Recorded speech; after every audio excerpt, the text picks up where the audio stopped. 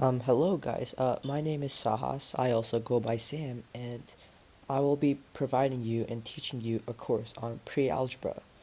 Uh, Typically, pre-algebra is a course it may be overlooked most of the times, but it serves as an important foundation for a majority of the math that you will do later on. So, getting pre-algebra just like ingrained in your brain and really getting good at it will help you in the long run, and it'll also help you flex on the kids in your school and absolutely demolish them. So yeah, uh, welcome to Math World, and sit back, enjoy, relax, and I hope you learned something.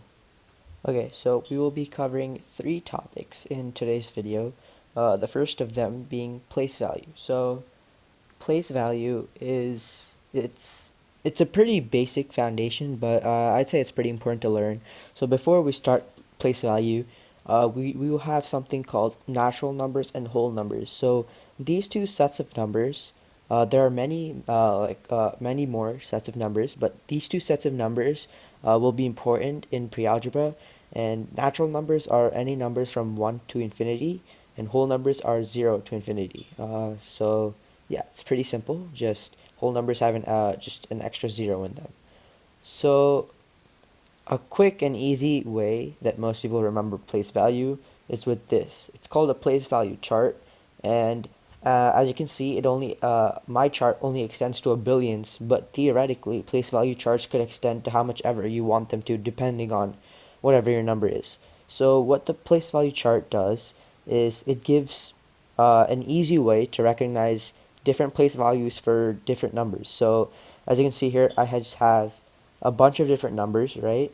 And if I were to write this number down on a paper, it would be kind of hard to tell which was 100 millions, 10 millions, and stuff, right? So this place value chart is an easy way to recognize the place values.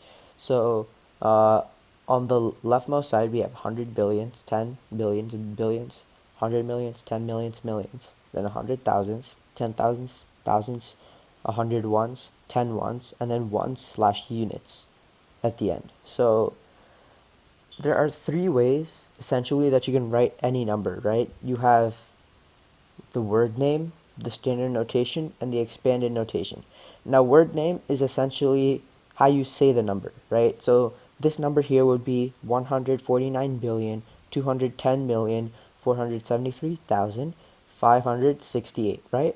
That's essentially the way you say any number, right? That's word name. Standard notation is probably the most common way you will see numbers expressed or written in math, and that is like this, right? Just your typical 149 comma 210 comma 473 comma 568. It's just your typical, right?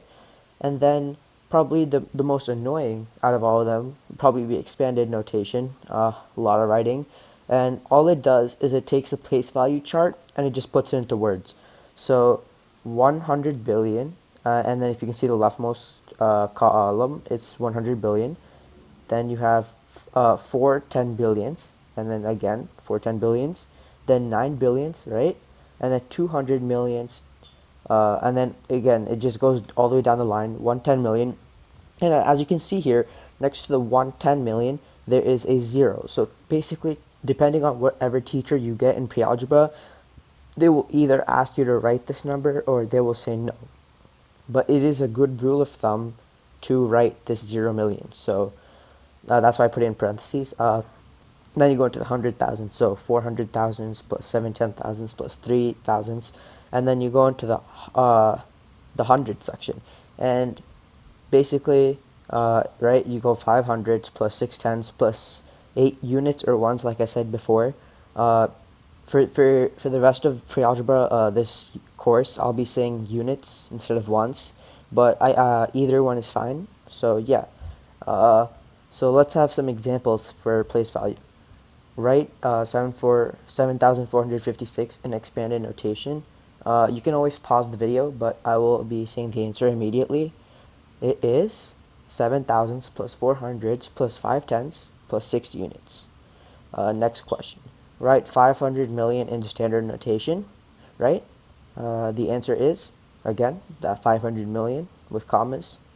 And then last question, write the word name of 21 million, or actually I shouldn't say that, but write the word name of that, and then the answer would be 21,378,984. Right, pretty self-explanatory. Next, let's get into comparing numbers. So with comparing numbers, you're going to have three symbols, right, each with a different meaning, right? And so the first of our three symbols is greater than. An example of that would be 6 is greater than 3, or like 11 is greater than 8. The next symbol would be less than, right? Uh, so an example would be 4 is less than 5, or 6 is less than 10. Okay? The last one is equal to, right? So examples would be 1 equals 1, or like 11 equals 11. And the way you can remember greater than or less than is as like an alligator mouth. So whichever way the alligator mouth is pointing, whichever way the side is opened up to, so whichever way the side is opened up to, that side is always the greater side. Okay? So what about big numbers, right? What about numbers in like the thousands or the 10,000s?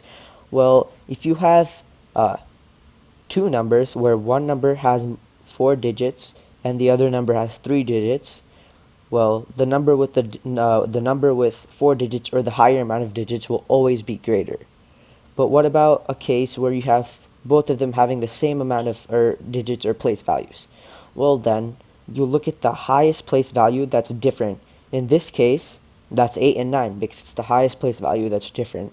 And then you compare them. Since 8 is less than 9, that means 9,312 is greater than 8,695, right? It's pretty self-explanatory. And then we have another set of questions that you may be asked, which is ordering numbers from least to greatest and vice versa. So vice versa being greatest to least.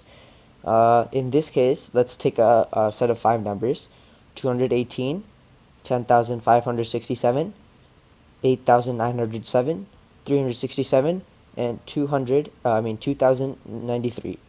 2,893, right? So the way you do least to greatest is, first you want to list your 3-digit numbers, right? As you can see, 218, 367. Then you want to list your 4-digit numbers, 8,907, 2,393. Then you want to list your 5-digit number, which is 10,567, right? As you get better and better, you won't have to list. You'll have this part memorized. But for now, you want to list it. So first you want to look at the 3-digit numbers, right? Again, the highest place value that's different. Here, as you can see, 2 and 3 are different, and 2 is less than 3. So that means 218 will come first. Then obviously the other 3-digit number, 367, will come. Then you look at the 4-digit number, 4-digit numbers, and you do the exact same process you did with the 3-digit number, right?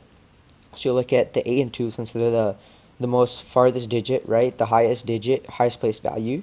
That's different. And 2,393 is 2 is less than 8, so that means 2,393 is less than 8,907. So you'll write the 2,001 first, then you'll write the 8,001 next. And finally, since the 5-digit number is the only one by itself, you'll write that.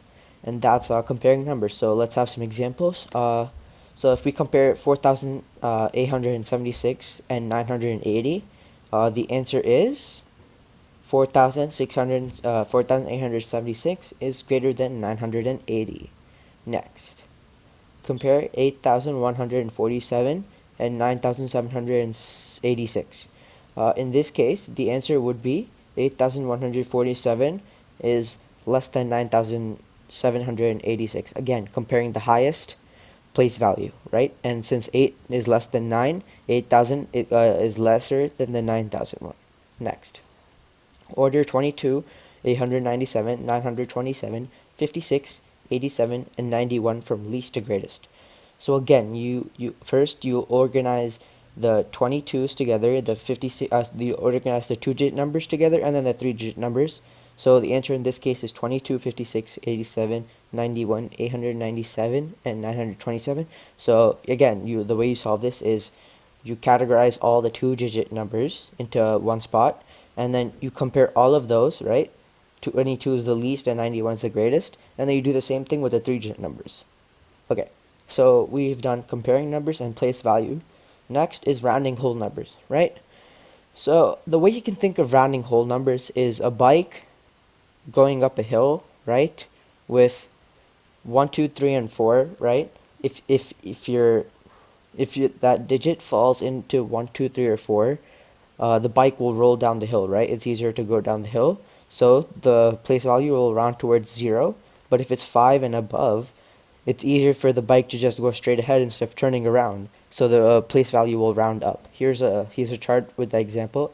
So to the nearest tens means if you have 5, it can either round, if you have 5, it'll round to 10. So like an example, like you're going to list of nearest tens would be 0, 10, 20, and etc. So 43 would round to 40, 45 would round to 50 because 5 and greater is always higher, right? 47 is to 50. And same principle applies for even the hundreds and thousands of numbers, right?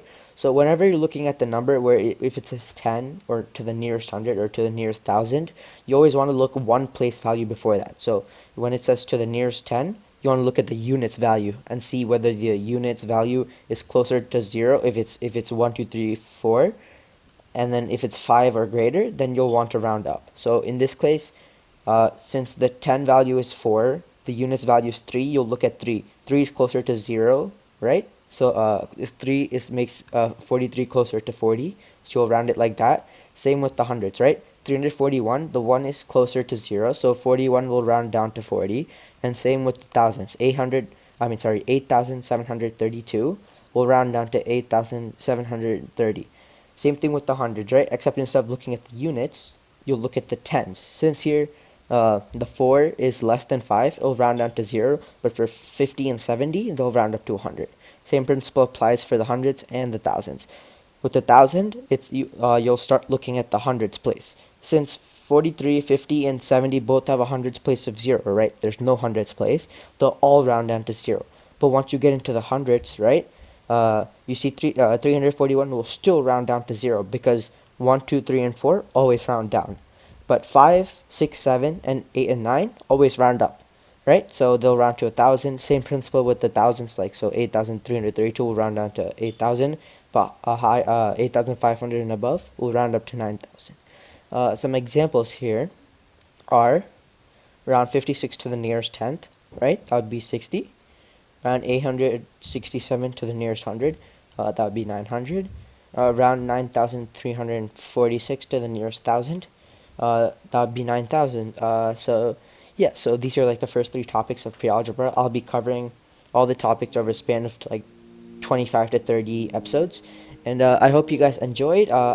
I'd really appreciate if you guys could leave some comments on my performance. This is my first video, and if you guys could drop a like and smash that like button. And thank you for watching. I hope you guys enjoyed. Peace out.